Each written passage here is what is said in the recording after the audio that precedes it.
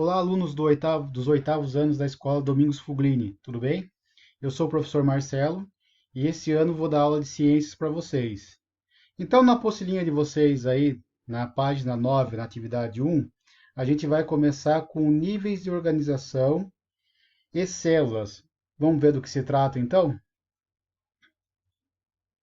Aqui, níveis de organização do corpo humano. O corpo humano pode ser analisado em diferentes níveis de organização. Podemos estudar as células, os tecidos, os órgãos ou ainda os vários sistemas, considerando as células como o primeiro nível hierárquico de organização. Temos célula, tecidos, órgãos, sistemas e organismos. O que significa esse esqueminha que está aqui?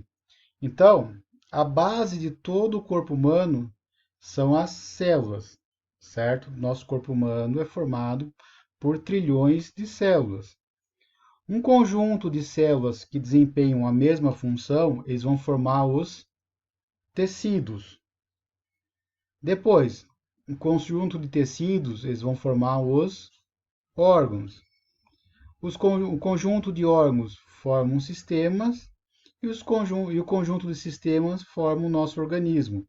Então, o nosso corpo ele pode ser dividido assim.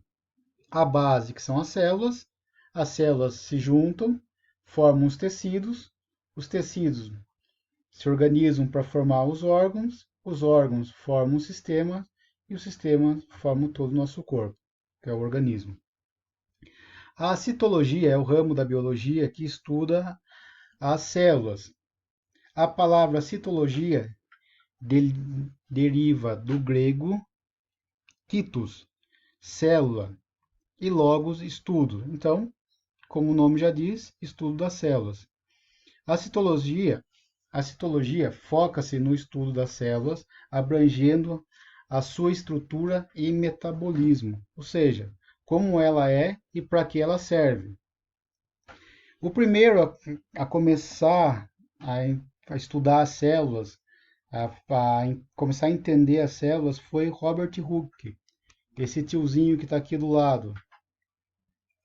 Então, ele foi um dos pioneiros nos estudos das células.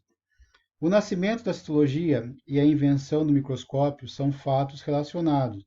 Em 1663, Robert Hooke cortou um pedaço de cortiça e observou no microscópio. Isso aqui, ó. Ele notou que existe compartimento, os quais ele denominou de células. A partir daí, a citologia começou a desenvolver-se como ciência. O avanço dos microscópios contribuiu para que as estruturas das células fossem observadas. Então, tudo começou aqui, ó, com o estudo do Robert Hooke aqui e a invenção do microscópio. A partir daí, pôde-se observar as células, pôde observar as estruturas das células para poder compreender melhor o funcionamento do corpo humano, a organização do corpo humano. Teoria celular. O que diz teoria?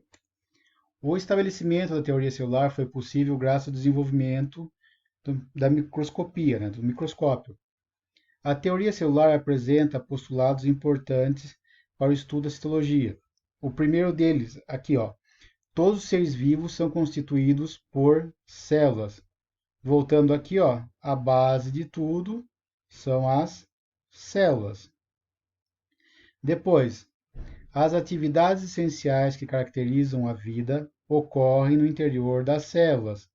Então, tudo que precisa para que a vida possa acontecer, acontece nas células. Novas células se formam pela divisão celular, pré-existente, através da divisão celular. Célula é a menor unidade da vida, ou seja, célula é a base de tudo, como eu falei lá no começo. Aqui eu coloquei para vocês a estrutura do microscópio.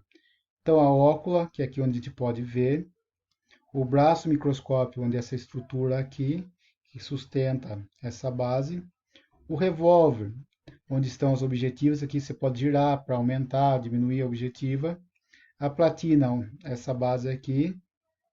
O macrômero e o micrômero, onde você pode ajustar os focos, o condensador e a iluminação. Então, essas daqui são as estruturas básicas de um microscópio. E essa aqui é a teoria celular. Os tipos de células. As células podem ser divididas em dois tipos, as procariontes e as eucariontes. Então, guardem aí, grifem na apostila de vocês. As células são divididas em dois tipos, procariontes e eucariontes. Agora a gente vai ver a diferença de cada uma delas. As procariontes, a principal característica da célula procarionte é a ausência de carioteca, eliminando o núcleo celular. Ou seja, ela não tem uma membrana que divide o núcleo celular. O núcleo da célula procarionte não é individualizado. Ou seja, as células procariontes não têm um núcleo verdadeiro. Se vocês verem aqui, vocês não vão achar um núcleo. As células procariontes são as mais primitivas e possuem estruturas celulares mais simples. Esse tipo de célula pode ser encontrado nas bactérias. Então, são células mais simples, são de seres um pouco mais simples, como as bactérias, certo? E aqui é a principal diferença, você não consegue enxergar aqui um núcleo, você não vê uma carioteca dividindo aqui, não tem nenhuma membrana que divida o núcleo. O material genético está aqui, meio que no citoplasma. Já nas células eucariontes, são mais complexas, possui carioteca, individualizando o núcleo, ou seja, o núcleo já é separado, tem uma carioteca que envolve aqui, além de vários tipos de organelas, como exemplos de células eucariontes são as células animais, que são essas daqui, e as células vegetais, que são essas daqui. Qual que é a diferença entre uma e outra? Na célula vegetal você vai encontrar, por exemplo, parede celular, que você já não encontra no animal, e você vai encontrar o cloroplastos, que serve para fazer a fotossíntese. Então, retomando aqui, tipos de células, procarionte e eucarionte. A procarionte não tem núcleo verdadeiro, então não possui carioteca. A eucarionte tem núcleo verdadeiro e possui carioteca. As células eucariontes são divididas em duas também, as células animais e as células vegetais, que são essas daqui, ok? Pessoal, essa foi a aula de hoje. Qualquer dúvida, eu estou no grupo do WhatsApp, vocês podem me procurar lá, podem tirar as dúvidas comigo. Mais importante, prestem atenção, leiam a apostila, leiam as questões que estão lá, assistam o vídeo quantas vezes for necessário e qualquer coisa é só me chamar lá. Tchau, tchau, pessoal, até a próxima.